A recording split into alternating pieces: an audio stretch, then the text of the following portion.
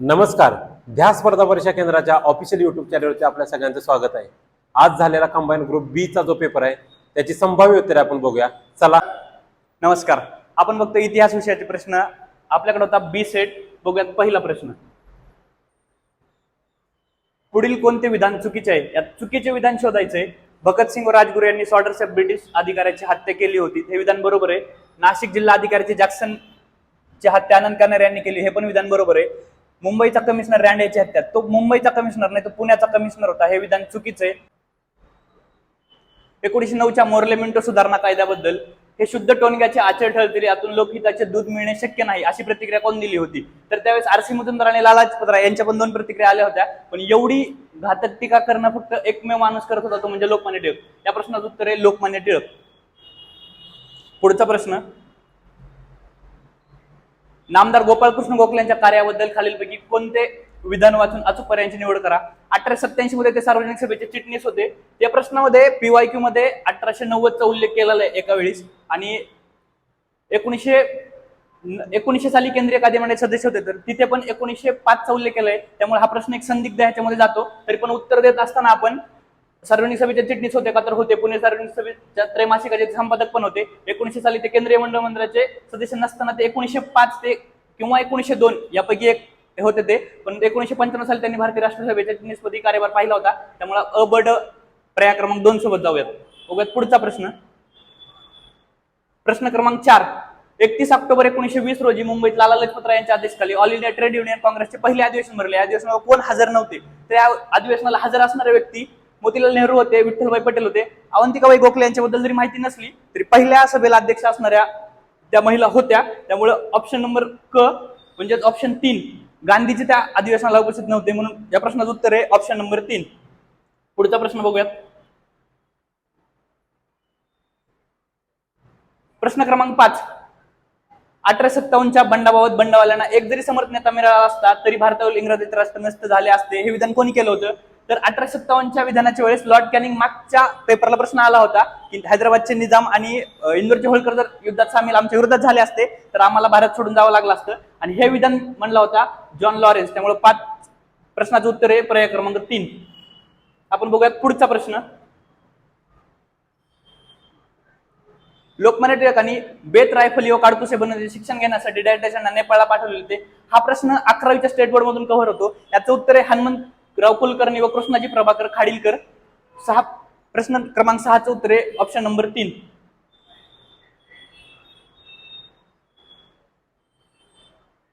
वसाहतवादामुळे भारतात खालीलपैकी कोणते परिवर्तन घडून आले? थोडा कन्सेप्च्युअल क्वेश्चन जातो. परिवर्तन घेत असताना राष्ट्रवादी भावना वाढीस लागली. अ ऑप्शन मध्ये पाहिजे, 2 गेला, 4 गेला. मध्ययुगीन राजवटीचा शेवट झाला. अ आणि ब हे दोन्ही उत्तर याच्यात येतात. देशी उद्योगधंद्यात वाढ झाली का, तर नाही, त्यामुळे ड गेला. भारताच्या नागरीकरणाचा वेग वाढला, तर भारताचा सुरुवातीच्या काळामध्ये ग्रामीण याचा ओढ वाढला होता. पण उत्तर बघत असताना आपण सुरुवातीला अ ब क सोबत जाऊयात. बघूयात आयोगाचं उत्तर काय देतं. पुढचा प्रश्न. येथील लोक केवळ शिक्षण घेऊन स्वस्त बसणार नाहीत, राज्यकारभारात वाटा देऊन संतुष्ट होणार नाहीत, किंबहुना सर्वच राज्यकारभारावर आपला हक्क प्रस्थापित करू पाहतील, असे डॅश डॅशांना पाठवलेल्या पत्रात म्हणले होते. तर हे आपल्याला शिक्षणाच्या बाबतीत असताना पब्लिक एज्युकेशन सोसायटी वाटू शकतं. हा प्रश्न तसा बाहेरच्याचा होता, आपल्या वाचनातला नव्हता, कन्व्हेन्शनल वाचनातला नव्हता. पण याचं उत्तर सुरुवातीला देत असताना आपण माउंट स्टुअर्ट एल्फिन्स्टन सोबत जाऊयात. बघूयात आयोगाचं उत्तर काय देतं. बघूयात पुढचा प्रश्न. प्रश्न क्रमांक 9.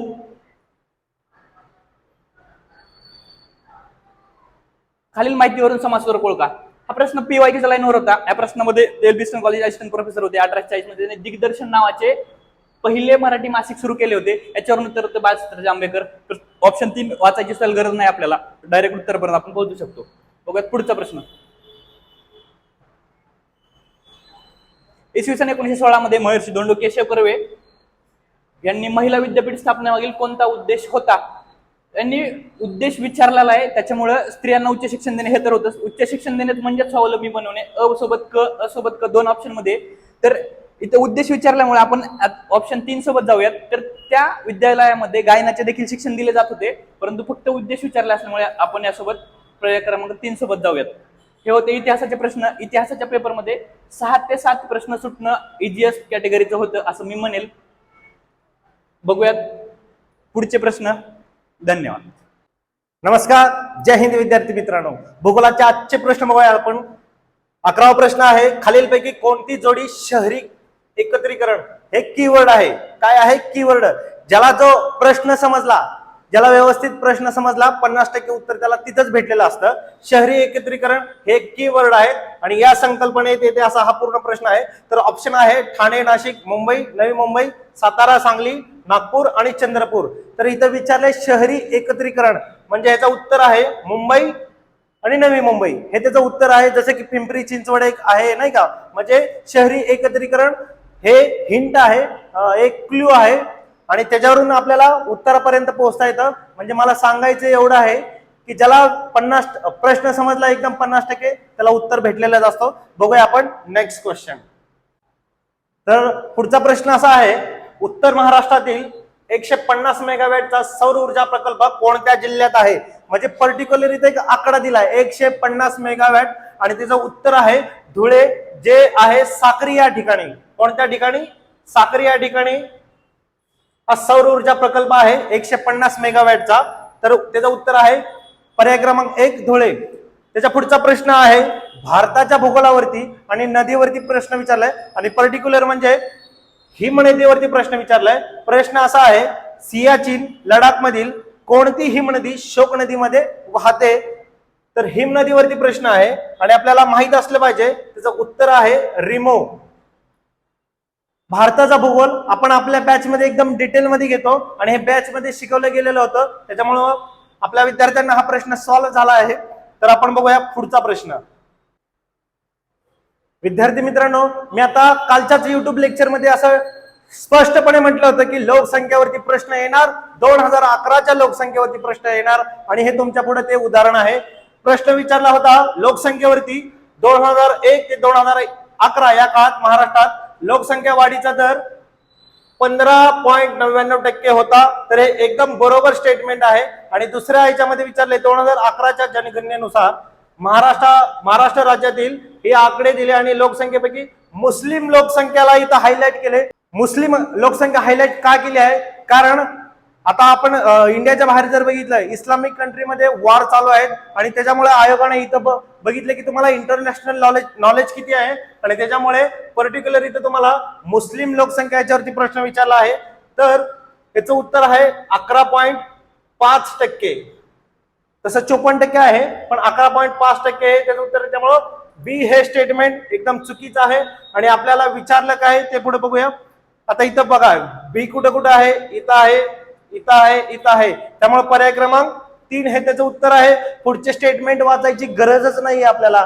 इथं जर वेळ वाचला तर पुढे मॅथ रिझनिंगला आपल्याला जास्त वेळ भेटू शकतो.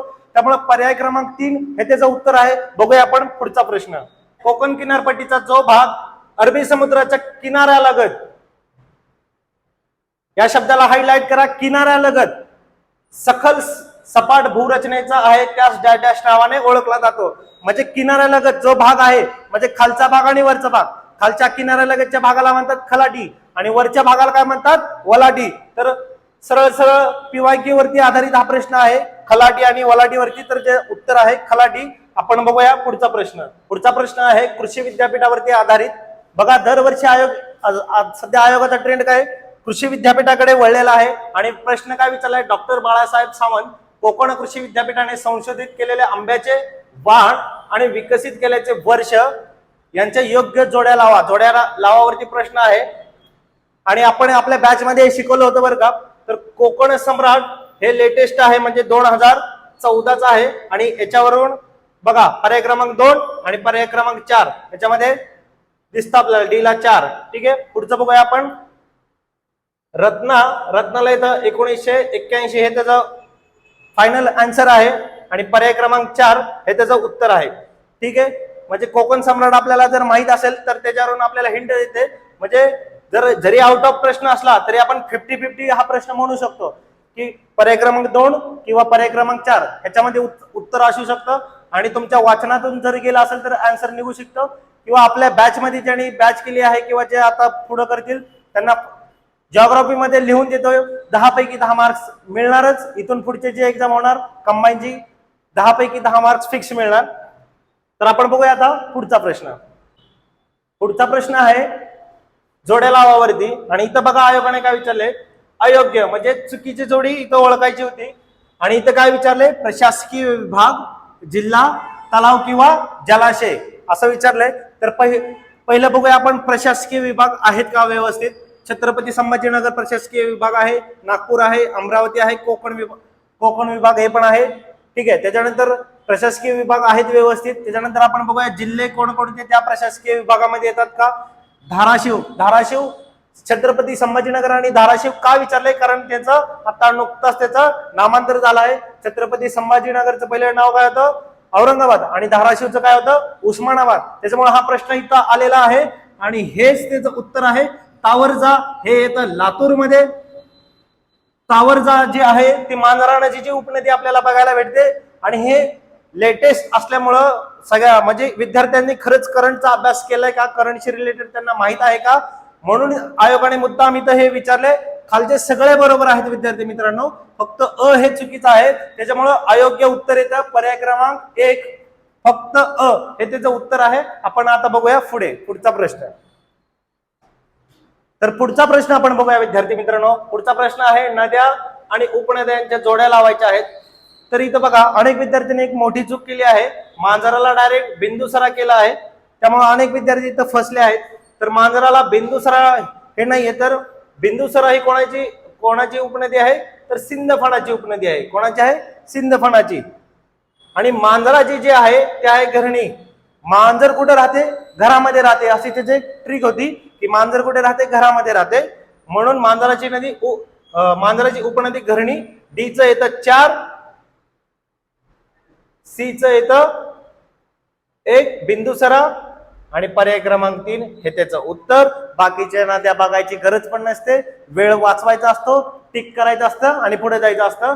त्याच्यामुळं आपण बघूया. तरी पण तापीचं काय येणार, आता तापीचं येणार पर्याय क्रमांक 2 बोरी, आणि पूर्णाचं येणार नळगंगा. हे फक्त तुमच्या माहितीसाठी. आपण बघूया आता पुढचा प्रश्न. पुढचा प्रश्न काय आहे विद्यार्थी मित्रांनो, महाराष्ट्राच्या संदर्भातील खालील विधानांवरून जिल्हा ओळखायचा होता. इथं बघूया तलावांचे शहर. सगळ्या महाराष्ट्राला माहित आहे. तलावांचे शहर कोणतं आहे, ठाणे. आणि तलावांचा जिल्हा कमेंटमध्ये तुम्ही नक्की सांगा की तलावाचा जिल्हा कोणता आहे. तर आपण बघूया तलावांचे शहर या जिल्ह्यात स्थित आहे, ठाण्यामध्ये. पर्याय ऑप्शन जो हा पर्याय आहे पहिला वाचला, डायरेक्ट उत्तर निघतं. बाकीचे 3 स्टेटमेंट वाचायची गरज नाही. जिओग्राफीचं हेच महत्व असतं की कमी वेळेमध्ये आपण उत्तरापर्यंत पोहोचू शकतो, आणि मॅथ रिजनिंग साठी आपण जास्त वेळ राखून ठेवू शकतो. त्यामुळं पुढचे आता मी स्टेटमेंट वाचत नाही, डायरेक्ट उत्तर सांगतो की ठाणे हे त्याचं उत्तर आहे. चला बघूया पुढचा प्रश्न. आणि शेवटचा प्रश्न बघूया आता आपण भूगोलावरचा. महाराष्ट्राच्या ईशान्य भागात खालीलपैकी कोणत्या डोंगर रांगा किंवा टेकड्या स्थित आहेत. तर ईशान्य भागामध्ये बघा अनेक जणांना डायरेक्शन माहित नसतं, दिशा माहित नसतात. उत्तर, दक्षिण, पूर्व आणि पश्चिम. इकडे येणार वायव्य, ईशान्य. म्हणजे ह्या भागावरचा आपल्याला प्रश्न विचारलाय. समजा हा महाराष्ट्राचा मॅप आहे आणि आपल्याला ईशान्येकडे कोणत्या डोंगर रांगाने टेकड्या स्थित आहे हे आयोगाने विचारलंय. पीवायक्यू बेस क्वेश्चन आहे. तर ह्याचं डायरेक्ट उत्तर सांगतो तुम्हाला, दरकेसा टेकड्या आहेत. आणि पर्याय क्रमांक 4 फक्त ड हे त्याचं उत्तर आहे. तर जिओग्राफीचे एकूण 10 प्रश्न आपण इथे घेतलेले आहेत. बघूया आता पुढचा विषय. चला तर मग आता आपण पाहूयात इकॉनॉमिक्सचे प्रश्न. पहा पहिला प्रश्न, बहुराष्ट्रीय कंपन्यांच्या विस्ताराबाबत आणि व्यापारी डावपेचांबाबत योग्य विधाने निवडा. ठीक आहे. योग्य विधाने कोणती. बहुराष्ट्रीय कंपन्या या बलाढ्य संस्था असून त्या शाखा विस्ताराद्वारे जगभर जाळे पसरवतात. बहुराष्ट्रीय कंपन्या या एकाच प्रकारच्या उत्पादनात विशेषीकरण करून नफा कमवतात. बहुराष्ट्रीय कंपन्या विस्तार विकसनशील देशात जास्त आहे. बहुराष्ट्रीय कंपन्या नवीन उत्पादनाच्या संशोधन आणि विकासावर खूप भर देतात. याचं ए बरोबर आहे. जर बहुराष्ट्रीय कंपन्या आहे तर एकाच प्रकारचं उत्पादन येणार नाही. ए आणि डी हे 2 बरोबर आहे. त्यामुळे आपलं उत्तर असणार आहे ए आणि डी. आता आपण पुढील क्वेश्चन कडे वळूयात. आपला पुढचा प्रश्न आहे, शिक्षणातील लैंगिक समानता निर्देशांक संदर्भात त्याची प्रमाणित गणना पद्धत खालीलपैकी कोणती आहे. याचं उत्तर क्रमांक 2 आहे. विशिष्ट शिक्षण स्तरावर स्त्रियांचा सकल नोंदणी दर व पुरुषांचा सकल नोंदणी दर यांचे गुणोत्तर. आपला पुढचा प्रश्न आहे, प्राथमिक तूट म्हणजे काय? प्राथमिक तूट महसुली विचारली आहे, भांडवली विचारली आहे, एकूण इथे आहे प्राथमिक तूट, वित्तीय तूट आणि वजा व्याज परतफेड ही आहे प्राथमिक तूटची व्याख्या. लेखाशास्त्रात लेखा या शब्दाचा नेमका अर्थ काय दर्शवतो? याचं उत्तर आहे व्यवहारांची ओळख, नोंद, वर्गीकरण व संक्षेप करणे. पुढील प्रश्न पाहूयात. वर्ष 2023 व 24च्या अर्थसंकल्पात मांडलेल्या 7 प्राधान्य क्षेत्र अर्थात सप्तर्षीपैकी खालीलपैकी कोणते क्षेत्र सप्तर्षीचा भाग नाही? याच्यामध्ये सर्वसमावेशक विकास आहे, युवा शक्ती आहे, हरित वृद्धी आहे आणि व्यापार विकास नाही. त्यामुळे आपल्या प्रश्नाचं उत्तर असणार आहे व्यापार विकास. समावेश नाही विचारला आहे, त्यामुळे व्यापार विकास हे उत्तर येईल. आपला पुढील प्रश्न आहे भारतीय अर्थव्यवस्थेतील 2004-5 नंतर दिसून येणारा मोठा बदल म्हणजे भारतीय शेतीतील कमी होत जाणारी शेतमजुरांची संख्या. याला कोणत्या प्रकारचा बदल म्हणता येईल? याचं उत्तर आहे संरचनात्मक बदल. अर्थव्यवस्थेत होणारा संरचनात्मक बदल. आपला पुढचा प्रश्न आहे मौद्रिक धोरणाच्या संख्यात्मक साधनांची त्यांच्या संबंधित उद्दिष्टांची जुळणी करा. पहिला आहे बँक दर. बँक दराचं उत्तर आहे पुनर्वटाव दर. राखीव रोख गुणोत्तर याचं उत्तर आहे आरबीआय कडे ठराविक किमान रक्कम राखीव ठेवण्यात. पहिल्याचं तिसरं कुठे आहे? इथे हे ऑप्शन गेले. त्याच्यानंतर आपण दुसरं पाहूया. दुसऱ्याचं पहिलं आपल्याला उत्तर मिळालं, आपण पुढे जाऊया. ठीक आहे. आपला पुढचा प्रश्न आहे भारतातील राष्ट्रीय उत्पन्नाचे मापन करताना कोणत्या मर्यादा किंवा अडचणी निर्माण होतात? उत्पन्न वाटणीच्या आकडेवारीचा अभाव, न नोंदवलेले बेकायदेशीर उत्पन्न, मौद्रिक क्षेत्राचे उत्पन्न, लहान उत्पादकांच्या उत्पन्नाविषयी सांख्यिकी उपलब्ध नसते. याच्यामध्ये हे आहे अ आहे, ब आहे न नोंदवलेले बेकायदेशीर उत्पन्न आणि क नसणार आहे लहान उत्पादकांच्या उत्पन्नाविषयी सांख्यिकी उपलब्ध नसते. त्यामुळे अ ब ड हे आपल्या प्रश्नाचं उत्तर आहे. आपण पुढील प्रश्नाकडे वळूयात. खालील विधाने विचारात घ्या. राष्ट्रीय उत्पन्न ही एक साठा संकल्पना आहे. ब स्थूल राष्ट्रीय उत्पन्नातून घसारा वजा केल्यास जी राष्ट्रीय उत्पन्नाची रक्कम मिळते तिला निव्वळ उत्पन्न असे म्हणतात. राष्ट्रीय उत्पन्नाचे मोजमाप करताना वस्तू व सेवांच्या उत्पादनाचे दुहेरी मोजमाप टाळले जाते. वरीलपैकी कोणते किंवा कोणती विधाने बरोबर आहेत? आपल्याला बरोबर विचारलेलं आहे. त्यामुळे पहिला आहे राष्ट्रीय उत्पन्न ही साठा संकल्पना आहे. ही साठा नसून ही प्रवाही संकल्पना आहे. त्यामुळे आपल्या ऑप्शन अ नसणार आहे, कारण बरोबर विचारले. ज्या ज्या ठिकाणी अ आहे ते गेले. आपल्या प्रश्नाचं उत्तर आहे ब आणि क. आपण पुढील प्रश्नाकडे वळूयात.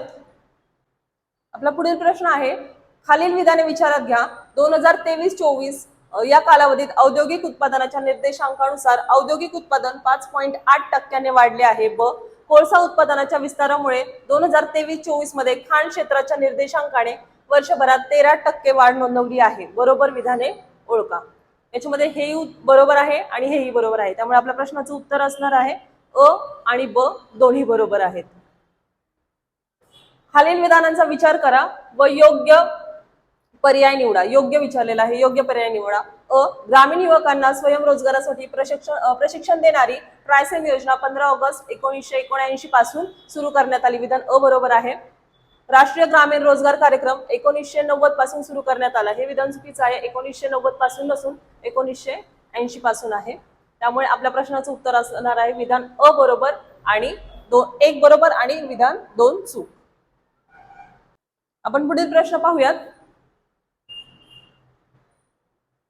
डॉक्टर एस महेंद्र देव आणि सी रवी यांनी दारिद्र्य रेषेखालील लोकसंख्येची गणना डॅश डॅशच्या खर्चाच्या आधारे करण्याचा प्रयत्न केला. याचं उत्तर आहे कपडे नाहीये, आरोग्य, ऊर्जा उपभोग नाही, शिक्षण.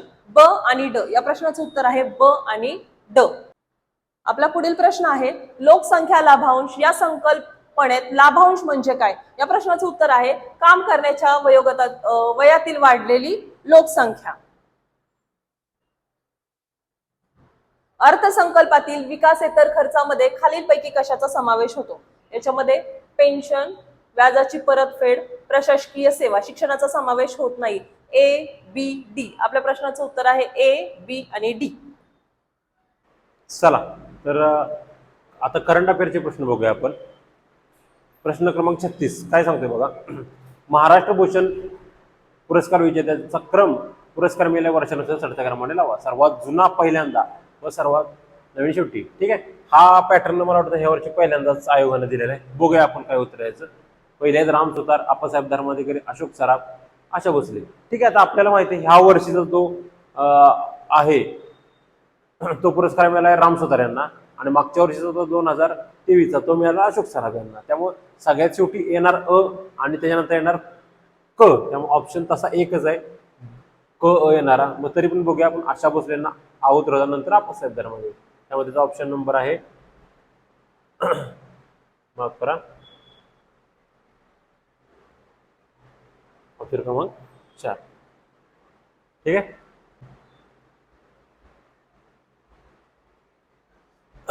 हा आयोगाचा नवीन पॅटर्न आहे, लक्षात येईल बघा. तुमचा प्रश्न नवीन विचारलाय आहे, खानमिगो हे कोणत्या क्षेत्राशी संबंधित असलेले कृत्रिम बुद्धिमत्तेवर आधारित ऍप आहे. तर ठीक आहे, हा काय जास्त कोणाच्या फारसा वाचण्यात आलेला नाहीये, तरी पण ते तुम्ही ऐकलं असेल की खान सर वगैरे आहेत त्यांच्या संदर्भात तो शैक्षणिक क्षेत्राशी संबंधित येतोय. त्यामुळे याचं उत्तर आहे उत्तर क्रमांक 4. ठीक आहे, आता पुढचा बघू.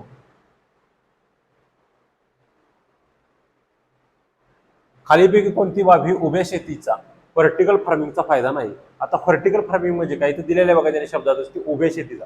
उभे पट्टे असते आणि आडवे पट्टे असतात. आता उभ्या पट्टीचा फायदा काय, तर पाण्याचा वापर कमी होतो. तर का, 100% बरोबर आहे. बारमाही पिकांचे उत्पादन वर्षातून 2दा किंवा 3दा घ्यायचं आहे, बरोबर आहे. शेतीयोग्य जमिनी अवलंबित वाढले, पुढे जाऊया आपण. आणि चौथा काय, वाहतुकीचा कमी झालेला खर्च. तर ठीक आहे, ह्याचं उत्तर आहे पर्याय क्रमांक 3. ठीक आहे, पर्याय क्रमांक 3 याचं उत्तर आहे. पुढे जाऊया.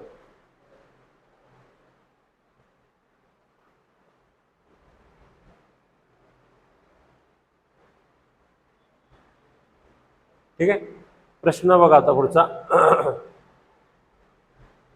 बेटी बचाव बेटी पढाओ योजनेचा उद्देश काय आहे. माहिती आहे, बेटी बचाव बेटी पढाओ लिंग समानता व मुलींचे शिक्षण.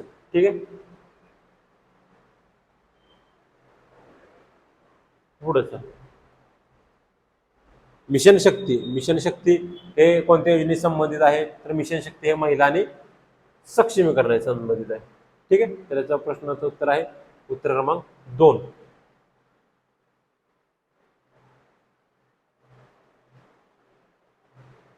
एक पायलट वैमानिक आणि उद्योजक हे अमेझॉन संस्थापक जेफ बेझोस यांच्या ब्ल्यू ओरिजिनच्या NS-25 मोहिमेत परदेशी पर्यटक म्हणून अंतराळ जाणारे पहिले भारतीय ठरलेले आहेत.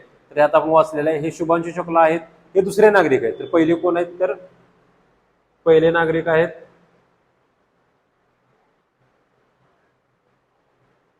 गोपीचंद फटाकोरा. ठीक आहे, पुढे चाल.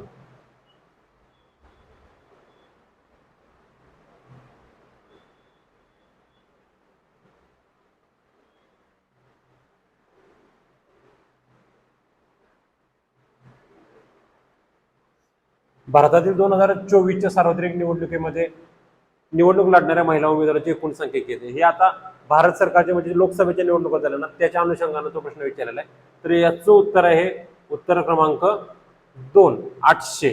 ठीक आहे, आणि 74 महिला खासदार निवडून आल्या, त्यामुळे ती संख्या घटून झाली 726. त्यामुळे उभा राहिलेल्या महिलांची संख्या 800.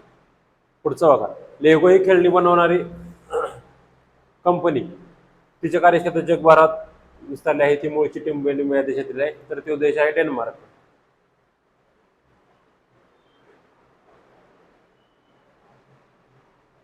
खालीपैकी योग्य गत निवड का. काय सांगितलंय बघा. मनोहर जोशी व पंकजा जोशी यांना पद्मभूषण 2025 सन्मानित करण्यात आले. अच्युत पालव व अशोक सराफ यांना पद्मश्री 2025 सन्मानित करण्यात आले आहे. तर बरोबर आहे, 2025 या दोघांना मिळाले. त्यामुळे याचे उत्तर दोन्ही. ठीक आहे,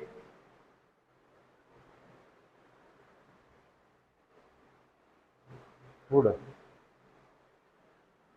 दुष्काळ सहन करणारे कोणती जात सादर करण्याच्या यशस्वी प्रयत्नासाठी डॉक्टर स्वाती नाईक यांना प्रतिष्ठित नॉर्मन बोरलॉग पुरस्काराने सन्मानित करण्यात आहे. तर याचं उत्तर आहे सहभागी धान तांदूळ. सहभागी धान तांदूळ हा एक वेगळ्या पद्धतीचा प्रश्न आयोगाने ह्या वर्षी विचारलेला आहे. आणि बऱ्यापैकी 2023-24च्या जुनं करंट ह्या वर्षी आयोगानं विचारलेलं आहे. त्यामुळे आपला इथून पुढे अभ्यास करताना जुन्या करंटचा सुद्धा आपण बघण्याचा आपला दृष्टिकोन बघितला पाहिजे त्याच्याकडं.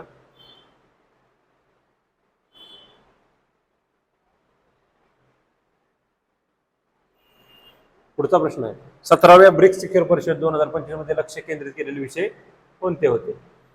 तर जागतिक प्रशासन संस्थांमध्ये सुधारणा, बहुपक्षीयतेला प्रोत्साहन देणे, सामाजिक विषमता संबोधित करणे आणि एआयच्या नियंत्रणासाठी समावेश चौकट प्रस्तावित करणे. तर ठीक आहे, आता लक्षात घ्या ब्रिक्स परिषद आहे ही. तर जागतिक प्रशासनामध्ये सुधारणा करणे बरोबर आहे उत्तर. बहुपक्षीयतेला प्रोत्साहन देणे बरोबर आहे.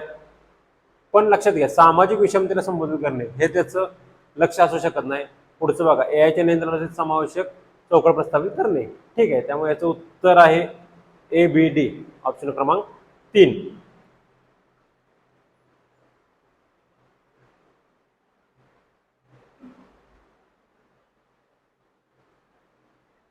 ठीक आहे,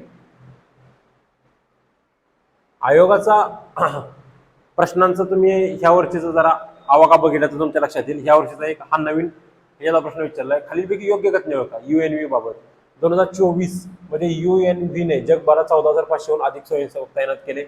2026 हे वर्ष संयुक्त राष्ट्रांनी आंतरराष्ट्रीय स्वयंसेवक वर्ष म्हणून घोषित केले आहे.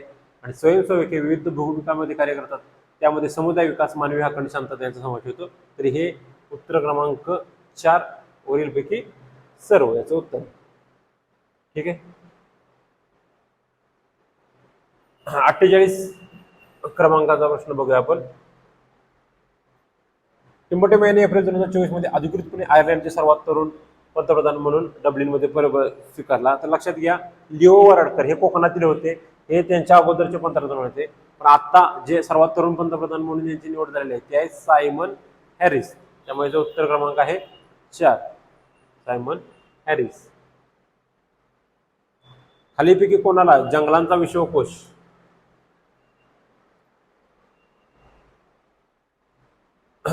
एनसायक्लोपीडिया ऑफ द फॉरेस्ट म्हणून ओळखले जाते? तर तुम्ही हे नाव ऐकलं असेल, तुलसी गौडा कर्नाटकातले आहेत. त्यांना आता मध्यंतरी पद्म पुरस्कार भेटलेला होता.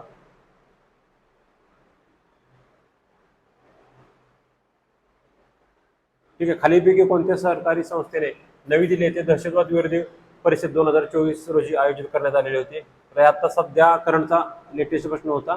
तर याचं उत्तर आहे national investigation agency NIA, option क्रमांक 3. ठीक आहे, तर आता करंटचे आपले सगळे प्रश्न करून झालेले आहेत. आता पुढचा आपण कंटिन्यू करतोय पॉलिटी. ठीक आहे, पॉलिटीमध्ये ह्या वर्षी नवीन प्रश्नांचा तुम्हाला एक दर्जा बघायला मिळेल. पुढे आपण ते प्रश्न बघूया कोणते कोणते आहेत. खालील पर्यायापैकी कोणते न्यायालय अभिलेख आहे? लक्षात घ्या, कलम 129 नुसार सर्वोच्च न्यायालय हे अभिलेख न्याय आणि कलम 215 नुसार उच्च न्यायालय हे अभिलेख न्याय आहे. त्यामुळं ऑप्शन क्रमांक 1 हे याचं उत्तर आहे. ग्रामपंचायत खालीलपैकी कोणते शुल्क वसूल करू शकते? लक्षात घ्या, ग्रामपंचायतला म्हणजे 5,000चा विषय आहे. बस तिकीट शुल्क होऊ शकत नाही, कारण MSRDCचं काम आहे. आयकर हे आता सध्या आपण जे टॅक्सेशन मध्ये सगळं ते सरकारचं काम आहे. आणि सीमा शुल्क हा काय विषय असू शकत नाही ग्रामपंचायत. मग राहते कोणतं? घरपट्टी, ऑप्शन क्रमांक 2.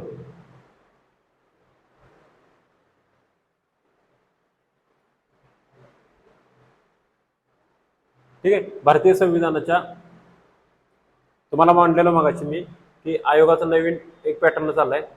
काय म्हणतोय बघा आयोग, भारतीय संविधानाच्या 12व्या अनुसूचीमध्ये नगरपालिकांसाठी खालीलपैकी कोणती कार्य निश्चित केलेली आहे? तर लक्षात घ्या, 12व्या अनुसूचीमध्ये 74 घटना दुरुस्तीनं कोणत्या ऍड केल्यात बघा. शहरी दारिद्र्य निर्मूलन, आर्थिक व सामाजिक विकासासाठी नियोजन, चर्म संस्करणीचे चर्मोद्योग कारखान्याचे नियमन आणि शहरी वनीकरण. तर लक्षात घ्या, ऑप्शन क्रमांक 4 वरीलपैकी सर्व, कारण की हे सर्व शहराशी संबंधित आहेत. यात कुठलाही ग्रामीण भागाचा उल्लेख नाहीये. त्यामुळे ऑप्शन क्रमांक 4 हे याचं उत्तर आहे. पुढचा प्रश्न, खालीलपैकी योग्य कथने ओळखा.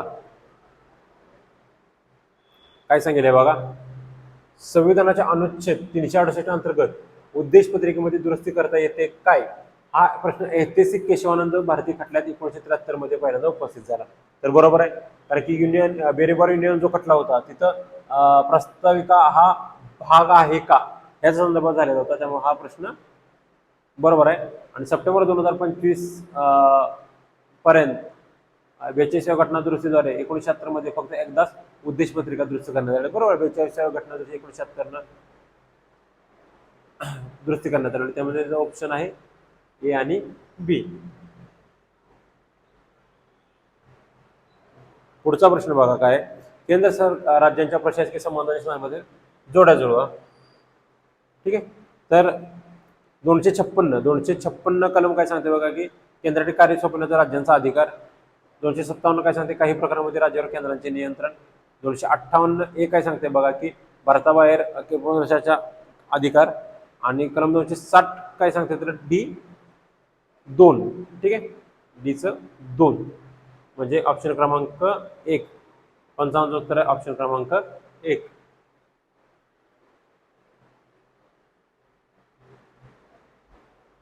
पुढचा प्रश्न बघा, खालीलपैकी कोणते तत्व भारतीय राज्यगणित राज्य धोरणाच्या मार्गदर्शक तत्वाचा भाग नाही? म्हणजे DPSP नाहीये. सर्वांसाठी रोजगाराच्या तरतुदी, बरोबर आहे. स्त्री पुरुषांना समान कामासाठी समान वेतन, बरोबर आहे. शांततेने व शस्त्राशिवाय एकत्र जमण्याची परवानगी, तर नाहीये. ऑप्शन क्रमांक 3 हे याचं उत्तर आहे, कारण की हा मूलभूत अधिकारामधला येते, मूलभूत हक्क.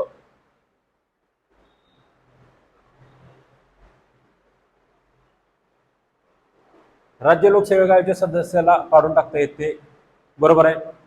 लक्षात घ्या, राज्य लोकसेवा आयोगाच्या सदस्याची निवड जरी राज्यपाल करत असले तरी त्यांना निष्कासित करण्याचा अधिकार फक्त राष्ट्रपतीला आहे. आणि राष्ट्रपती हे सर्वोच्च न्यायालयाने केलेल्या चौकशीनंतर त्यांना काढून टाकू शकतात. ठीक आहे, त्यामुळे ऑप्शन नंबर 2 हे याचं उत्तर आहे.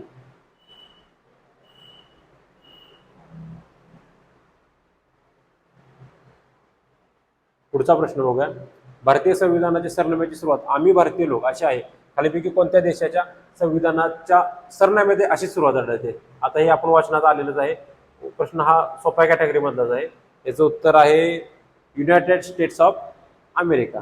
आपण ऑस्ट्रेलियाकडून काय घेतलं तर भाषा घेतलेली आपण, एवढं लक्षात ठेवा. ठीक, आपण एक्सप्लेन करूच सगळा पेपर, आता फक्त आपण जस्ट उत्तरे कोणते कोणते बघून घेऊया.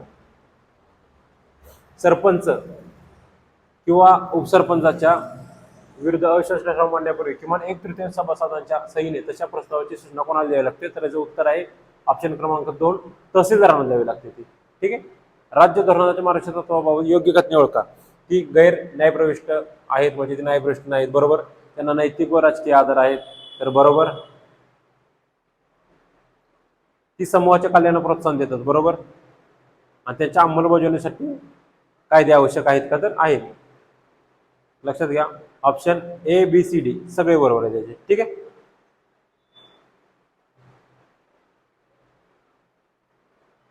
पुढचा प्रश्न बघूया.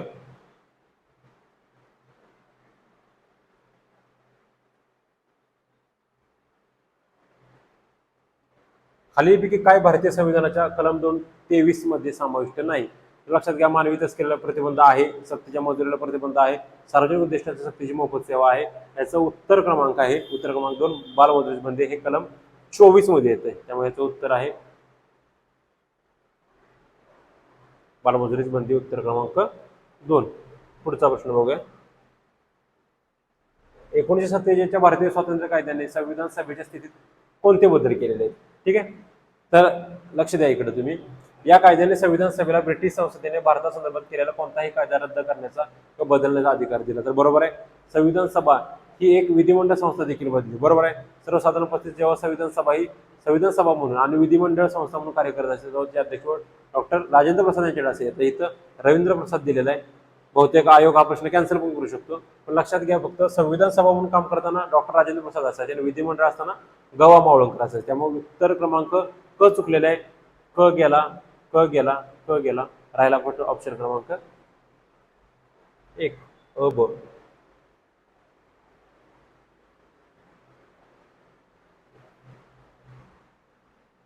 पुढचा प्रश्न, भारतीय राज्यघटनेतील कोणत्या कलमानुसार प्रत्येक राज्यात विधानसभा निर्माण करण्यात आले?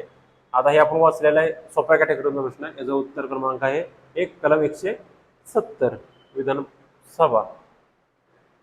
ठीक आहे. उपलेखा परीक्षकाने एका वर्षात लेखा तपासणी करायची 100 ग्रामपंचायतीपैकी किती ग्रामपंचायती मुख्य पंचायतीशी असणे अगत्याचे आहे. आता हा ऍक्च्युली वाचनात आलेला नाही प्रश्न, पण आता डेटा आपण बघितलेला सगळा त्यावरून लक्षात येते की उत्तर क्रमांक 3 20 ग्रामपंचायती हे आहे. आणि शेवटचा प्रश्न, खालीलपैकी कोणती घटना दुरुस्ती ही शहरी भागातील स्थानिक स्वराज्य संस्थांशी संबंधित आहे. मगाशीच आपण बघितलेलं होतं की अनुसूची 12 आणि त्याच्या आपण म्हणलेलं की 74 घटना दुरुस्ती, म्हणून म्हणतो की पाठीमागच्या प्रश्नांचा रेफरन्स हा पुढच्या प्रश्नांच्या मध्ये येत असतो. त्यामुळे याचं उत्तर आहे 74 घटना दुरुस्ती. ठीक आहे, ऑप्शन क्रमांक 3. ठीक आहे, अशा पद्धतीने आपण करंट अफेअर्स आणि पॉलिटिक्स बघितलेले आहेत.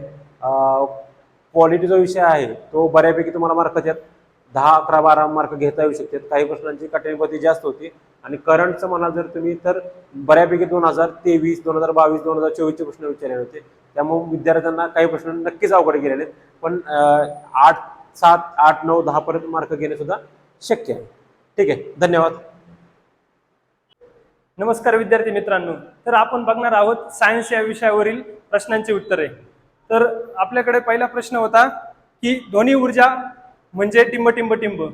तर यामध्ये या प्रश्नाचे उत्तर होते की यांत्रिक ऊर्जेचा कंपन करणारा स्रोत. कारण ध्वनी ऊर्जा ही मेकॅनिकल एनर्जी मधूनच तयार होत असते, त्यामुळे याचं योग्य उत्तर येतं यांत्रिक ऊर्जेचा कंपन करणारा स्रोत. त्यानंतरचा प्रश्न आहे आपला की खालील विधाने सत्य की असत्य ते लिहा. यामध्ये होतं खालील विधाने सत्य की असत्य ते लिहा. तर पहिलं स्टेटमेंट होतं विखंडन फिजन अभिक्रियेमध्ये जड युरेनियम अणू वापरतात. विखंडन अभिक्रियेमध्ये खूप ऊर्जा बाहेर पडते. विखंडन अभिक्रियेमध्ये जड अणू विभागतात. विखंडन अभिक्रियेमध्ये न्यूट्रॉन्समुळे शृंखला अभिक्रिया घडते. तर न्यूक्लिअर टेक्नॉलॉजी हा वारंवार विचारला जाणारा टॉपिक आहे आणि यामध्ये हे सर्व स्टेटमेंट थोडेसे बेसिक स्टेटमेंट आहे, त्यामुळे हे सगळे आणि त्या आपल्याला माहिती पाहिजे की न्यूक्लिअर फिजन आणि न्यूक्लिअर फ्युजन म्हणजे विखंडन काय आणि मिश्रण काय. तर याचं योग्य उत्तर आहे 2 नंबरचं. सर्व विधाने इथे सत्य आहेत. याचं योग्य ते उत्तर आहे 2 नंबरचं. नंतरचा प्रश्न आहे आपला योग्य उत्तर निवडा. तर कशातून योग्य उत्तर निवडायचं आहे, तर आपल्याला एक्सरे बद्दल काही स्टेटमेंट दिलेले आहे. तर एक्सरे बद्दल किंवा इलेक्ट्रोमॅग्नेटिक स्पेक्ट्रम बद्दल आयोग वारंवार विचारत असते. मी मागच्याच 2 दिवसापूर्वीच्या लेक्चरमध्ये सांगितलं होतं की इलेक्ट्रोमॅग्नेटिक स्पेक्ट्रम किंवा विद्युत चुंबकीय पट्ट्यावरती एक प्रश्न येणार म्हणजे येणारच. तर तो बघा हा प्रश्न आलेला आहे. थोडा हा प्रश्न टफ कॅटेगरीमध्ये बोलता येईल, कारण की आता यामध्ये हे पहिले स्टेटमेंट चुकीचं आहे. अल्ट्रासोनिक लहरी नाहीये त्या, तर त्या इलेक्ट्रोमॅग्नेटिक वेव्हज आहे, विद्युत चुंबकीय लहरी आहे, म्हणजे हा चुकला. तर पहिलं स्टेटमेंट चुकीचं. तर यामध्ये पहिलं कुठं कुठं दिलेलं आहे, तर 2 आणि 4 मध्ये, म्हणजे 2 आणि 4 आपला ऑप्शन कट झाला. न विषय उरला फक्त कोणता की 4 नंबरचं स्टेटमेंट बरोबर आहे की 2 आणि 3चं स्टेटमेंट बरोबर आहे. तर क्ष किरणांचा वेग हा प्रकाशाच्या वेगापेक्षा कमी असतो असं दिलंय. तर तो कमी नसतो, तर त्या प्रकाशाच्या वेगा इतकाच त्यांचा वेग असतो. त्यामुळे 4 नंबरचं पण स्टेटमेंट चुकीचं आहे. तर बरोबर उत्तर आयोगाने 3 नंबरचं द्यायला पाहिजे. तर बघू, अजून मला थोडंसं दुसऱ्या स्टेटमेंट 3 नंबरच्या स्टेटमेंटमध्ये कन्फ्युजन आहे की हे कमी असते का जास्त असते, यामध्ये थोडीशी शासंकता आहे. तर बघू आयोग काय उत्तर देत आहे, 3 नंबर देत आहे का. नंतरचा प्रश्न आहे आपला की खालीलपैकी मूलद्रव्य आवर्ती सारणीमधील खालीलपैकी कोणते मूलद्रव्य आवर्त सारणीमधील पी गणात समावेश आहे. कोणता विचारलाय आपल्याला, पी ब्लॉक विचारलाय. पी ब्लॉक मध्ये कोणता आहे, तर प्रत्येक ब्लॉक मधला एक एलिमेंट आयोगाने इथं दिलेला आहे. तर याचं योग्य उत्तर आहे इंडियम. इंडियम हा पी ब्लॉक मध्ये येत असतो. त्यानंतरचा प्रश्न आहे आपला 92 युरेनियम 238 च्या अणूमध्ये किती न्यूट्रॉन्स असतात. आता न्यूट्रॉन्स विचारले आपल्याला न्यूक्लिअर टेक्नॉलॉजीवरती. दुसरा प्रश्न आहे बघा, युरेनियम, थोरियम हे आपल्याला वारंवार आयोगाने विचारले, तर ते तयार करण्याची गरज आहे. तर याचं सोपं उत्तर होतं की आपल्याला काय करायचं होतं, ऍटॉमिक मास नंबर जो हा वरती दिलेला आहे, अणु वस्तुमानांक ऍटॉमिक मास नंबर जो आहे त्यामधून आपल्याला हा ऍटॉमिक नंबर डिलीट करायचा होता, म्हणजे मायनस करायचा होता. 238 -92 असं कुठं दिसतंय आपल्याला? 238 म्हणजे ब आणि वजा 92 म्हणजे अ. ब वजा अ कुठं दिसतंय? तर 1 नंबरचा. तर योग्य पर्याय काय होता? 1 नंबरचा ऑप्शन. नंतरचा प्रश्न होता की हेमॅटाइट पासून कोणता धातू मिळवला जातो? इझी कॅटेगरीतला प्रश्न होता हेमॅटाइट. आयोगाने वारंवार हेमॅटाइट, मॅग्नेटाइट म्हणजे आयर्नचे जे ओर्स असतील ते सगळे विचारले. लोहाचे जे खनिज आहे ते वारंवार विचारले. 2 दिवसाच्या व्हिडिओमध्ये पण मी तुम्हाला एक पूर्ण चार्ट दिला होता. त्यामध्ये सगळे इम्पॉर्टंट मेटल सांगितले होते आणि त्यांचे ओर्स पण समजून सांगितले होते. नजर मारून झाला तर त्यातला हा प्रश्न बनला की हेमॅटाइट पासून कोणता धातू मिळवला जातो? तर सोपं उत्तर होतं की आयर्न, लोखंड. पुढील प्रश्न आहे डिप्लोडॉकस कोणत्या सब ऑर्डरशी संबंधित आहे? डिप्लोडॉकस कोणत्या सब ऑर्डरशी? थोडा अवघड कॅटेगरी मधला प्रश्न आहे. आपण ही सब ऑर्डर एवढं डिटेलमध्ये नसतंय बघत. तर याचं उत्तर होतं 3 सोरोपोडा हे त्याचं उत्तर होतं. जमला असेल तर ठीक, नसेल जमला तर असे प्रश्न स्किप करावे. पुढचा प्रश्न आहे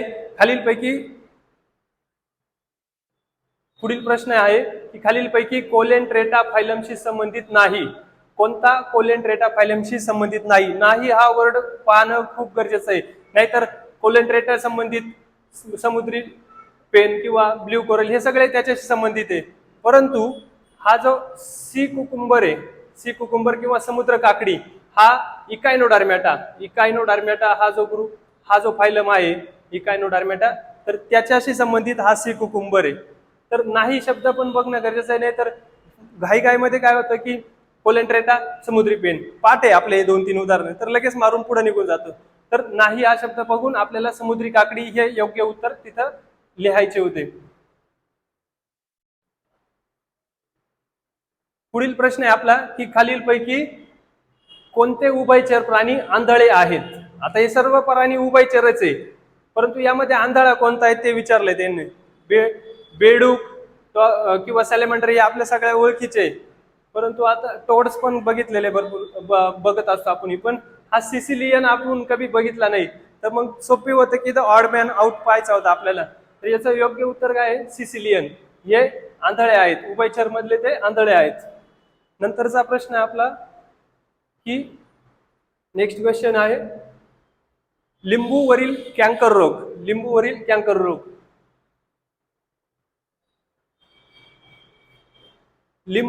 कॅन्कर रोग आता हा टिंबटिंब या रोगकारकामुळे होतो. 4 नाव दिले: बुस्टिलिया मायडीस, झॅन्थोमिनस सिट्राय, क्लॅव्हिपेस मायक्रोसेफेला, स्पेस लोथेका सोर्गी. हे आजार आयोगाने मागील परीक्षांमध्ये सुद्धा विचारलेले आहे. परंतु आपल्याला तेच बघायचं की याच्यामध्ये योग्य ते उत्तर कोणतं आहे? तर याचं योग्य उत्तर होतं की 2nd नंबरचं झॅन्थोमोनास सिट्राय. तर आता आपल्याला जरी इथं उत्तर जरी माहित नसतं ना, तर एक ट्रिक होती या प्रश्नामध्ये. आपण लिंबू वर्गीय फळांना काय म्हणतो? लिंबू वर्गीय फळांना आपण सायट्रस म्हणतो. आणि सायट्रस हा कुठं दिसतोय आपल्याला? कोणत्या ऑप्शन मध्ये दिसतोय?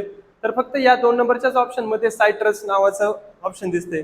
तरी पण हा प्रश्न सॉल्व्ह होत होता की त्याचं नाव काय, लिंबू वर्गीय फळांना काय म्हणतात. त्या ट्रिकनं सुद्धा हा प्रश्न सॉल्व्ह होत होता. नेक्स्ट क्वेश्चन बघू आपण. नेक्स्ट क्वेश्चन आहे सोपा प्रश्न होता एकदम, काय अवघड नव्हता. हा जॉग्राफीचा पण म्हणता येईल प्रश्न. यामध्ये काय विचारलं की टिंबटिंब वनस्पतीच्या जोमदार वाढीसाठी सर्वोत्तम मृदा माती आहे. मातीवरील प्रश्न आहे. माती एक प्रश्न दरवर्षी असतो. तर याचं योग्य उत्तर होतं लोम माती का? कारण की ती योग्य त्या प्रमाणात पाणी धरून ठेवण्याची क्षमता ती या लोम मातीमध्ये असते. सँडी सॉइल जे असते त्याच्यामधून पाणी लवकर निघून जातं, बाष्पीभवन जास्त प्रमाणात होतं. आणि त्याचबरोबर चिकन माती एकदम पाणी लावून धरते किंवा तिच्यामध्ये पाणी जास्त करून मुरत नाही पटापट. आणि जी लोमी सॉइल असते ती एकदम योग्य त्या प्रमाणात तिचा टेक्स्चर रेशो असतो. त्यामुळे याचं उत्तर 3 हे बरोबर आहे. नंतरचा प्रश्न पण खूप सोप्या कॅटेगरीतला प्रश्न होता की माती किंवा मृदेचा उपजाऊ स्तरांच्या नुकसानीस टिंबटिंब म्हणतात. 5वीचा मुलगा पण सांगेल की मातीचा जो स्तर खराब झाला त्याला काय म्हणणार? तर मातीची धूप. यामध्ये टाइम घालवायचा काहीच प्रश्न नव्हता. काही मुलांनी मला असं वाटतंय की आयोगाची जी ट्रिक होती लांबलचक किंवा कंसातलं मारायचं, तर पोडोजलायझेशन पण मारून आले असतील, पण अशी चूक आपल्याला नाही करायची. हा बेसिक कॉमन सेन्सचा प्रश्न होता. मातीचा किंवा मृदेचा उपसंस्काराच्या नुकसानीस मातीची धूपच म्हणतात, दुसरं काय नाही म्हणत.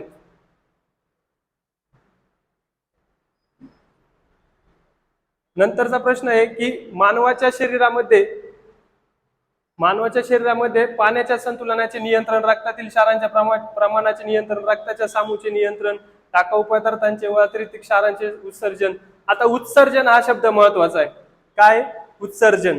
उत्सर्जन कोण करतं? कोणती एक्सक्रिटरी सिस्टम आपण त्याला म्हणतो. तर त्या उत्सर्जन संस्थांमध्ये सगळ्यात मेन कोण आहे आपल्याला घटक माहिती, तर तो आहे किडनी. किडनी हा त्याच्यातला मेन घटक आहे. तर हे 4 नंबरचं ऑप्शन होतं. याचं इझी प्रश्न होता हा. गडबडीनं स्किन करून आले असेल की घाम वगैरे बाहेर पडतो त्यातून उत्सर्जन होतं, तर नाही, त्याचं योग्य ते उत्तर होतं किडनी, 4 नंबरचं. पुढील प्रश्न आहे, खालीलपैकी कोणती जीवनसत्वे पाण्यात विद्राव्य आहेत? विद्राव्य म्हणजे वॉटर सोल्युबल, पाण्यामध्ये मिसळतात. आता आपल्याकडे जे विटॅमिन्स आहे त्यामध्ये काही पाण्यात विद्राव्य आहे आणि काही पाण्यात विद्राव्य नाहीये. तर त्यामध्ये 2च आहे की जे पाण्यात विद्राव्य आहे, बाकीचे सगळे पाण्यात मिसळत नाही. मग हे 2 पाठ करणं गरजेचं आहे आपल्याला. विटॅमिन्स वरती वारंवार दरवर्षी प्रश्न आलेला आहे. मी परवाच्या लेक्चरमध्ये पण सांगितलं होतं की विटॅमिन्स बघून जा, विटॅमिन्स वरती 100% प्रश्न असतो. तर बी आणि सी याचं योग्य उत्तर आहे की जीवनसत्व बी समूह आणि जीवनसत्व सी.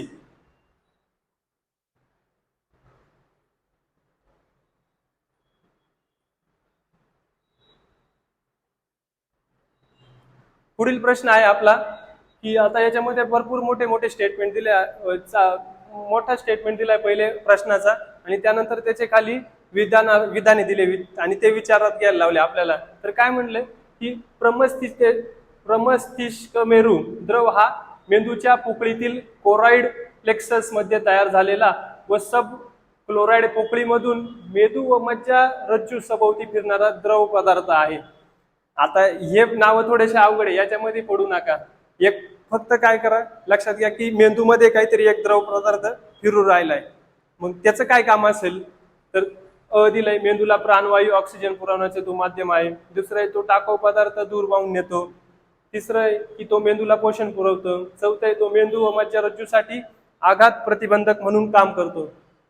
तर या अशा पद्धतीमध्ये आयोग जेव्हा डिफिकल्टीमध्ये जाते त्यावेळेस सहजासहजी ते चुकीचं देत नाही. तर इथं आपल्याला 4ही विधाने घेऊन जायचे होते. अ ब क ड 4ही विधाने इथे बरोबर आहेत. आपल्याला बरोबर विधाने विचारले तर इथं अ ब क ड हे 4ही पण विधाने इथे बरोबर आहे.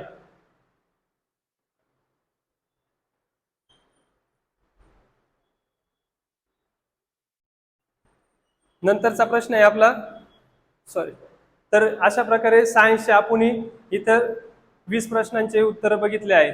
तर मित्रांनो, आपल्याला आज माहिती आहे, आज आपली प्रिलिम एक्झाम झाली आहे. त्यामध्ये आपला जीएसचा सेक्शन खूप लेंदी होता.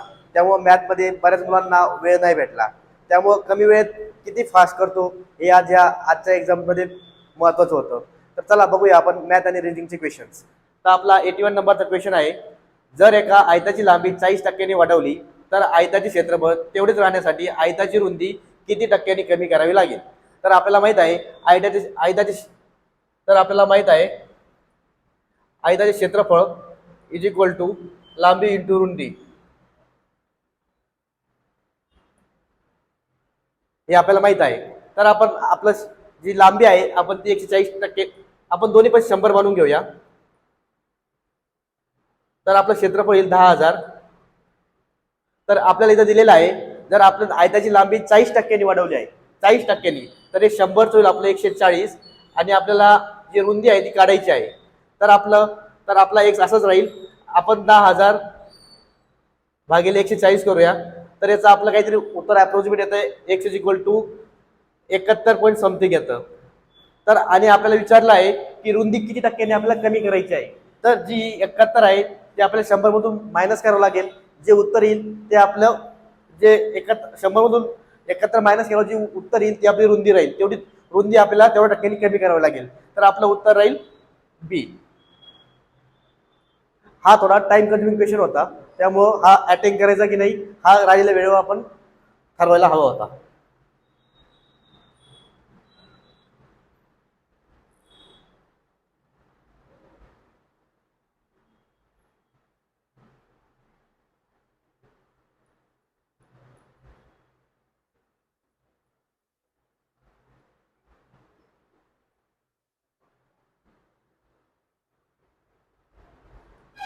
ब्याऐंशी नंबरचा क्वेश्चन होता आपल्याकडे. तिनाईने काही आंबे खरेदी केले, त्यातील 10% आंबे हे सडके होते आणि शिल्लक आंब्यापैकी 80% आंबे तिने मित्राला दिले. तर राहिलेल्या आंब्यामध्ये तिचे फक्त 45 आंबे उरले आहे. तर तिने एकूण बाजारातून किती आंबे आणले होते?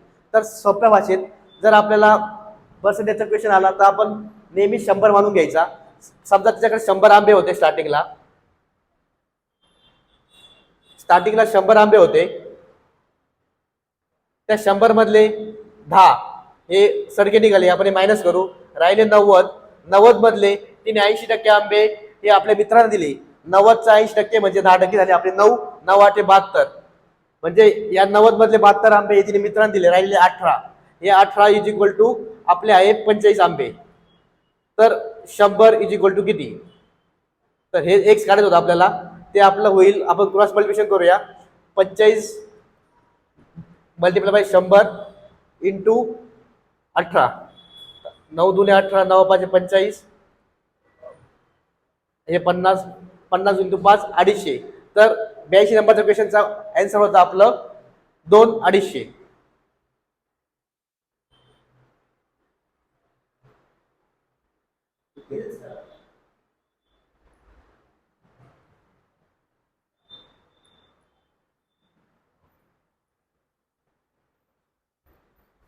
तर आपण पुढच्या प्रश्नाकडे जाऊया.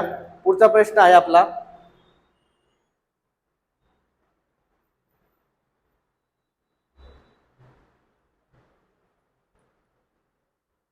टच काय नाही होत, टच नाही होते.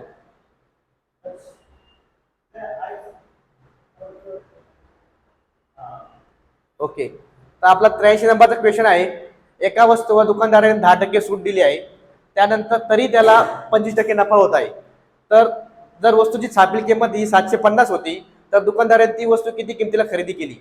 तर आपली जी छापील किंमत आहे, दुकानदार कधी पण छापील किमतीवर आपल्याला सूट किंवा डिस्काउंट देत असतो. तर आपली मूळ किंमत होती 750 रुपये. आपली मूळ किंमत होती 750 रुपये. त्यांनी 10% सूट दिली. 750 10% होते 75. हे 75 मायनस होतील, खाली राहिले आपले 675. त्यानंतर आपल्याला 675 राहिले. 675 तिने विकले आहे आणि त्याला ऑलरेडी 25% नफा होतोय. तर 675 इज इक्वल टू आपण किंमत एक्स मानू, त्याला 25% नफा झाला. 125 भागिले 100. जर आपण हे एक्सची किंमत जर काढली 675 इंटू 100 डिवाइड बाय 125, हे राहिले 4, हे 5, 5 1 5, 5 3 15, 5 5 25, 135 इंटू 4. तर उत्तर आपले आहे 540. तर 83 नंबरचा क्वेश्चनचा आन्सर आहे 540.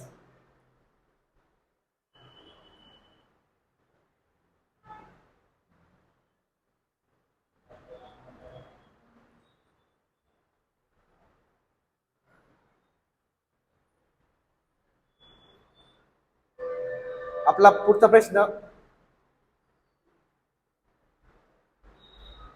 प्रश्न आहे 84 नंबरचा. हा क्वेश्चन खूप इझी होता, हा डुएबल होता. याचं उत्तर 30 सेकंदात यायला अपेक्षित होतं. हे फक्त बघण्यासाठी आपल्याला थोडं अवघड वाटतंय.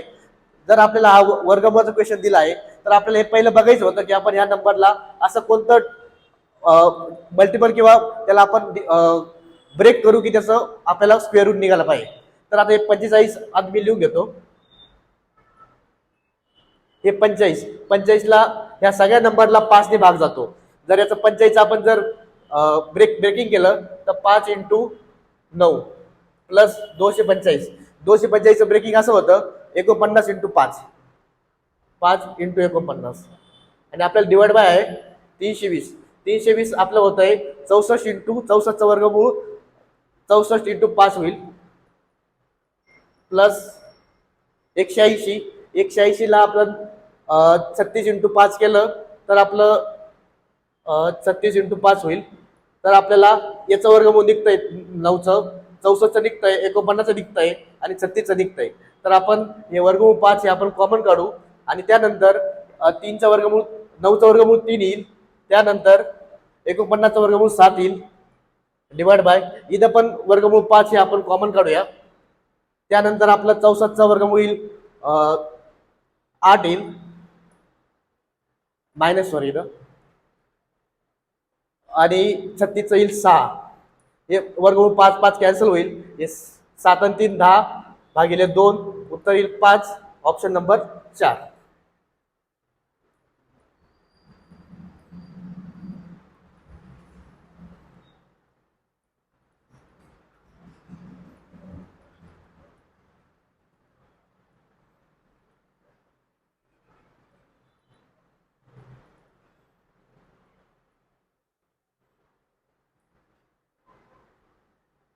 पुढचा क्वेश्चन बघूया आपण 85 नंबरचा. एका आयताकृती पट्टीची मोठी बाजू 40 सेंटीमीटर आहे व कर्ण त्याचा त्यापेक्षा 1 सेंटीमीटरने मोठा आहे, तर त्या पट्टीची परिमिती किती? तर आपल्याला दिलेला आहे आयताकृती दिलेला आहे, पट्टी आयताकृती दिलेली आहे आपल्याला. तर याची जी लांबी आहे मोठी बाजू ती 40 सेंटीमीटर दिलेली आहे, त्याचा कर्ण आहे तो याच्यापेक्षा 1 ने मोठा दिला आहे 41. आणि आपल्याला माहिती आहे हा जो अँगल असतो हा 90 डिग्रीचा असतो आयतामध्ये.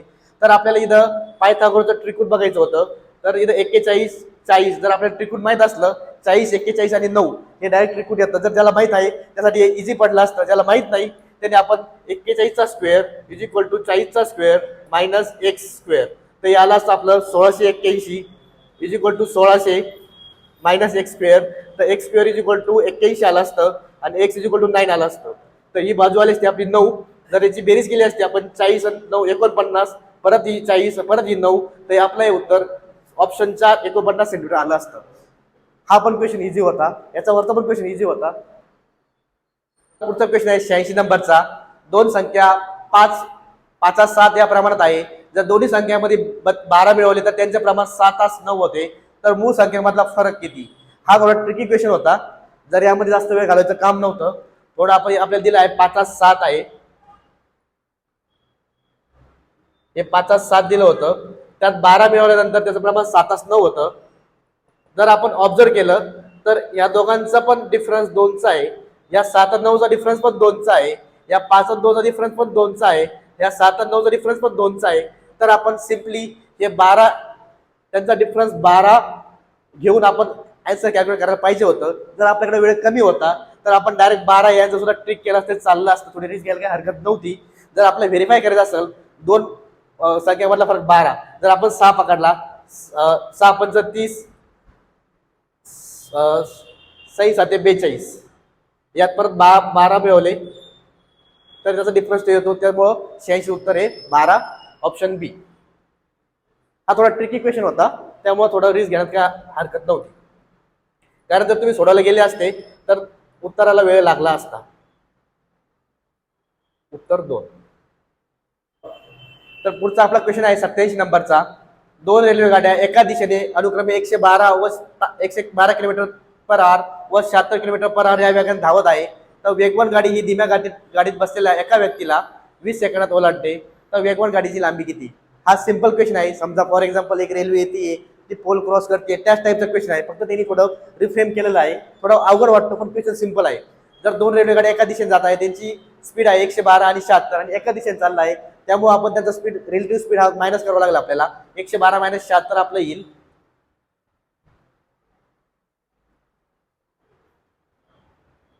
112 मायनस 76 हे 24 आणि 12 36 किलोमीटर पर आवर त्याचा स्पीड येईल. पण आपल्याला त्याने विचारलं आहे धीम्या गाडीत बसलेल्या एका व्यक्तीला ती 20 सेकंदात ओलांडते, तर वेगवेगळ्या गाडीची लांबी किती? तर आपल्याला ऑप्शन सगळे मीटर पर सेकंड मध्ये आपल्याला टाइम पर सेकंदात आपल्याला डिस्टन्स पण मीटर मध्ये काढायचं आहे. तर आपण या 36 ला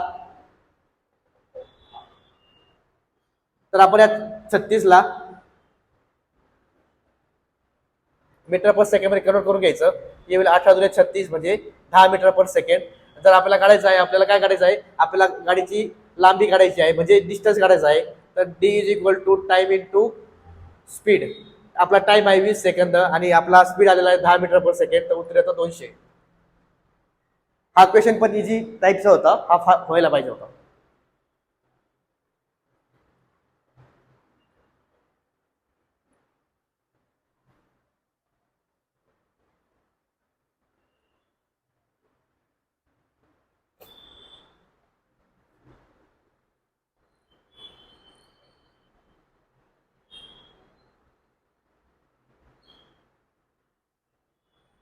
आपला 28 नंबरचा पुढचा क्वेश्चन आहे. एक दुकानदार एक वस्तूची खरेदी ₹1200 करतो व ती विकतो, जेणेकरून त्याला 20% नफा होईल. नंतर तो मार्क केलेल्या किमतीवर 10% सूट देतो. तर वस्तूची मार्क केलेली किंमत किती? तर आपल्याला वस्तूची खरेदी किंमत 1200, 1200चे 20% म्हणजे 120 इंटू 2 म्हणजे 240, म्हणजे 1200 + 240 रुपयाला तो विकतो आहे म्हणजे 1200 + 240, 1200 + 20%, 1200चे 20% म्हणजे 240, तो 1440 रुपयाला विकत आहे. पण तो ही 1440 किंमत तेव्हा विकतो आहे जेव्हा तो 10% किमतीवर सूट देत आहे. म्हणजे त्यांनी जी किंमत छापलेली आहे किंवा मार्क केलेली आहे त्या किमतीवर तो 10% सूट देत आहे. तर आपल्याला ऑप्शन आपण चेक करू शकतो. फॉर एक्झाम्पल 1600चा 10% किती होता? 160. 1600 मधून 160 मायनस केलं तर आपल्याला 1440 उत्तर येतं. तर आपण ऑप्शन वरून पण आन्सर घेऊ शकतो. तर याचं उत्तर सेकंड 1600 राहील. ऑप्शन 2 1600.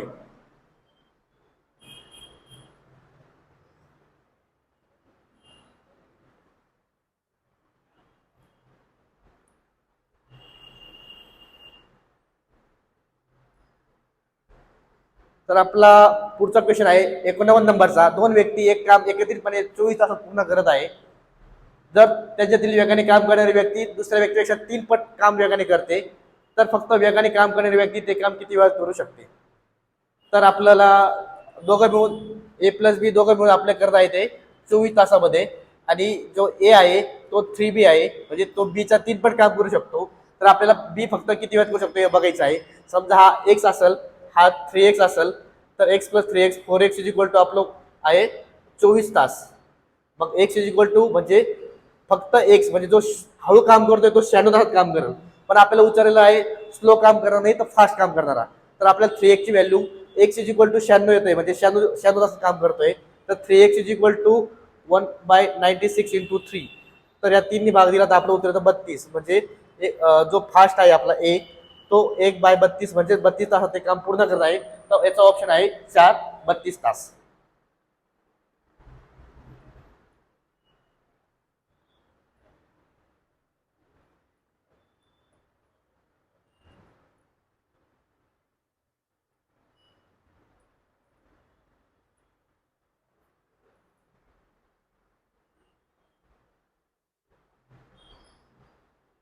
आपला पुढचा प्रश्न आहे 90 नंबरचा. हा थोडा लेंदी क्वेश्चन होता, तर याचं मी डायरेक्ट तुम्हाला आन्सर सांगतो. हा जो 90 नंबरचा क्वेश्चन होता त्याचा आन्सर आपल्या इथे 7000. हा थोडा लेंदी होता, हा जर स्किप केला असता तरी चालला असता. तर याचा आन्सर आहे 4 7000.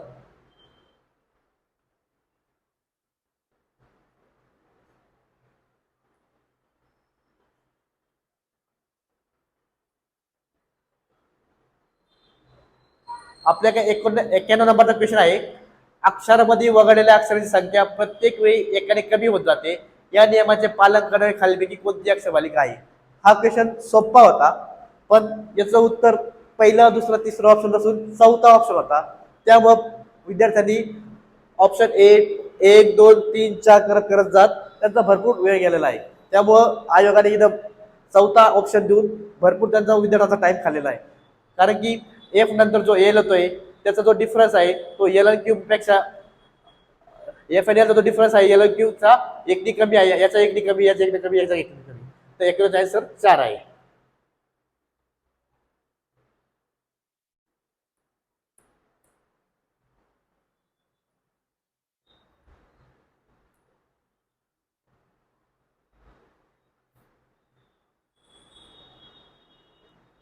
आपला 92 नंबरचा क्वेश्चन आहे. प्रज्ञाची बस शाळेत पोहोचली तेव्हा दक्षिणेकडे तोंड होतं.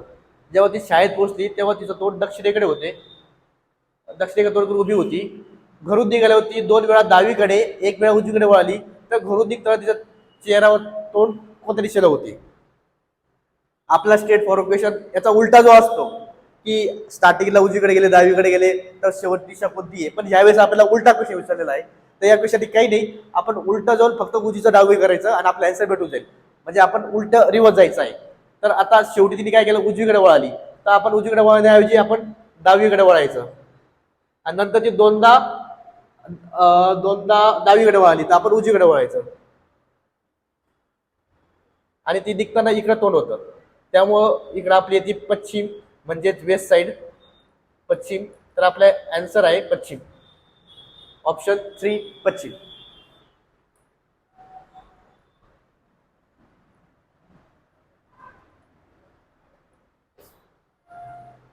पुढचा क्वेश्चन बघूया आपण. Question number 93. हा question without pen paper solve करता आला असता, जर थोडी ट्रिक लावली असती तर, थोडं ऑप्शनकडे ऑब्झर्व केलं असतं तर आपल्याला वायची किंमत काढायची दोन. फॉर एक्झाम्पल पहिलं जे इक्वेशन आहे 2x + 3y = 118. जर वायची किंमत आपण 56 ठेवली, 56 ठेवली 150च्या वर जाते, पण आपलं 118 येत आहे, 180 येते पण वर जात आहे, 90 त्रिक पण 270 मोठं जात आहे, 30 त्रिक 90 हे येऊ शकतं. तर जर आपल्याकडे वेळ कमी होता तर आपण ही रिस्क घ्यायला काही हरकत नव्हती. जर आपल्याला सॉल्व्ह पण करायचं असेल तर आपण करू शकतो. या काय नाही, फक्त आपल्याला ऍडिशन करायचं काम होतं. आपल्याला वायची किंमत काढायची होती.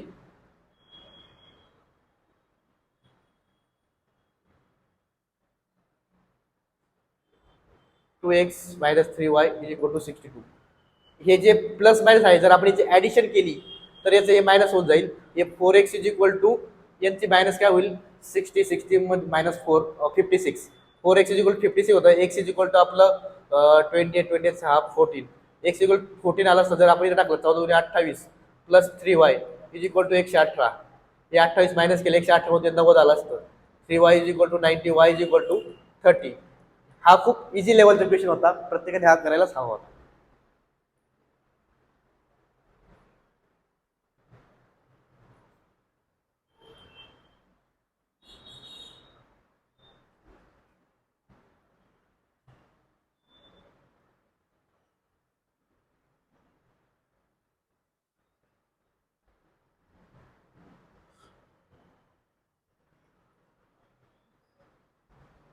आपला पुढचा क्वेश्चन आहे 94 नंबरचा.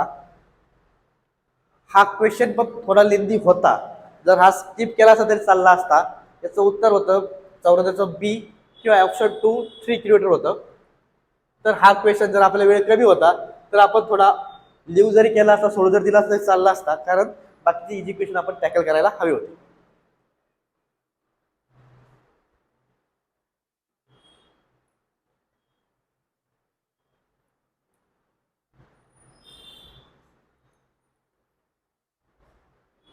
आपला 95 नंबरचा क्वेश्चन होता. खालील दोन विधानापैकी एक प्रतिपादन ए व एक कारण दिले असे दिले आहे. प्रतिपादन व कारण या दोघांतील परस्पर संबंध खाली दिलेल्या पर्यायामध्ये शोधा. हे आपलं रिझनिंगचा क्वेश्चन होता 95 नंबरचा. तर त्याचा आन्सर ऑप्शन नंबर 4 होतं.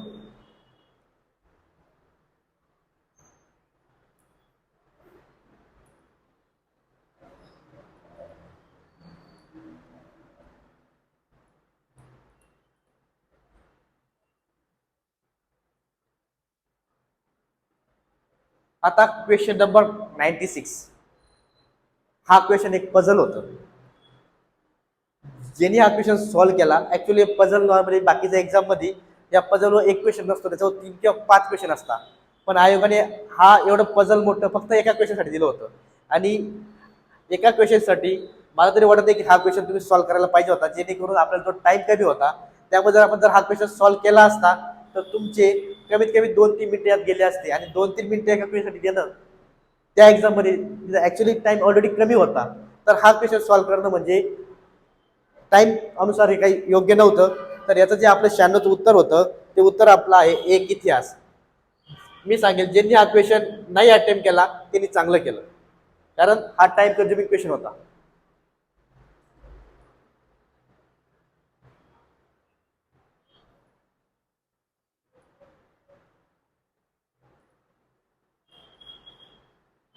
सत्त्याण्णव.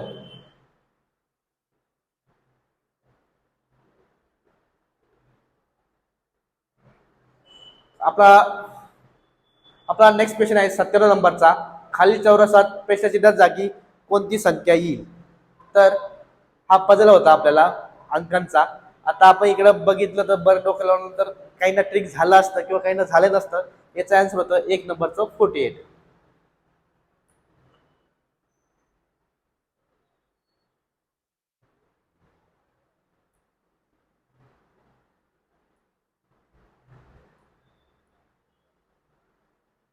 नेक्स्ट क्वेश्चन 18 नंबरचा. हा क्वेश्चन खूप इझी होता. तुम्हाला साधे पाडे जर येत असेल तर हा क्वेश्चन सॉल्व्ह झाला असता. हा क्वेश्चन खूप डुएबल होता, पण हा क्वेश्चन पेपरचा खूप शेवटी होता. तर बरेच विद्यार्थी इथं पोहोचले की नाही हा डाऊट आहे सगळ्यांनाच. तर याचं काय होतं, तर आपण साधं याचं जर बघितलं, हा होतो 7 दुने 14, हा होतो 9 त्रिक 27, हा होतो 11 चौक 44. तर आपण बघितला 7 हा 2 3 4 इंटू 5 येईल आपला.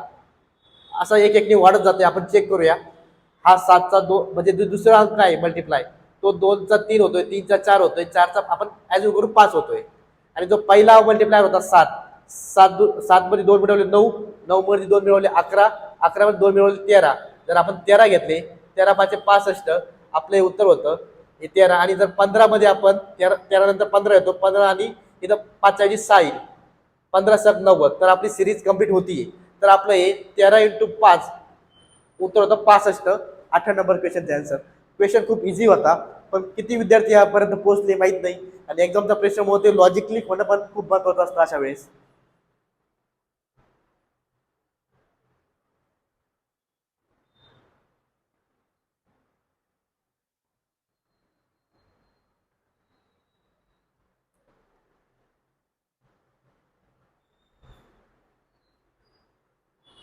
पुढचा क्वेश्चन आहे 99 नंबरचा. हा पण खूप इझी होता. प्लस म्हणजे मल्टिप्लाय आहे. प्लस म्हणजे मल्टिप्लाय होतं.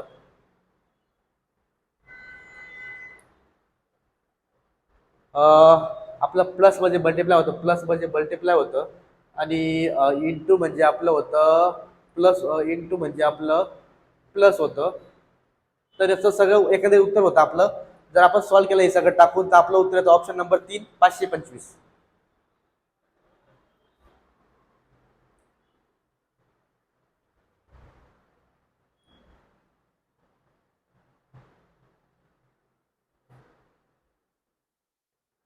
तर 100 ने वर. तर आपला पुढचा क्वेश्चन आहे 100 नंबरचा. तर आपला पुढचा क्वेश्चन आहे 100 नंबरचा. तर आपला पुढचा क्वेश्चन आहे 100 नंबरचा. खालीलपैकी कोणती वेन आकृती दिलेल्या 3 वर्गांचे सर्वोत्तम प्रतिनिधित्व करते? चौरस, चौकोन, समभुज आणि चौकोन. तर याचं ऑप्शन होतं 3, ऑप्शन 3. ऑप्शन 3 याचे आन्सर होतं. तर या एकंदरीत 20 प्रश्नामध्ये काही क्वेश्चन टाइम कन्झ्युमिंग होते. तो एक पझल होता आपल्याला शिक्षकांचा. तो पझल टाइम कन्झ्युमिंग होता. काही पर्सेंटेजचे क्वेश्चन पण टाइम कन्झ्युमिंग होते. तर एकंदरीत काही काही क्वेश्चन खूप इझी होते.